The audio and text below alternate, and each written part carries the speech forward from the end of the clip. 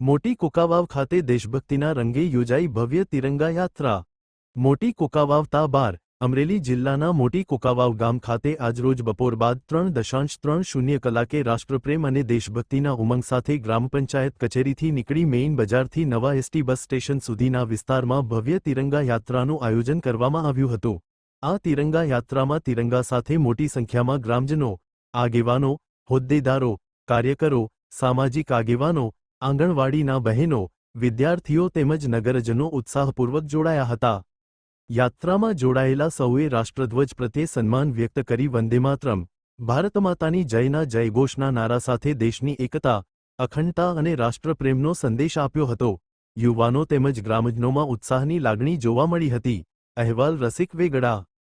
વંદે માતરમ, ભારત માતા કી જય। હું સરપંચ સંજયભાઈ લાખાણી, ગ્રામ પંચાયત કુકાવ મોટી।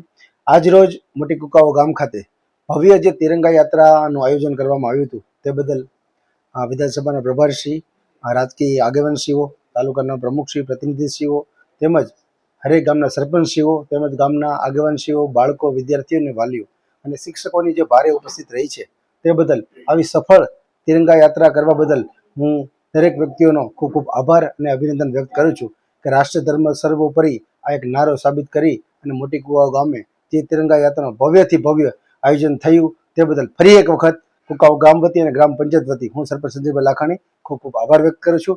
જય હિન્દ, જય ભારત।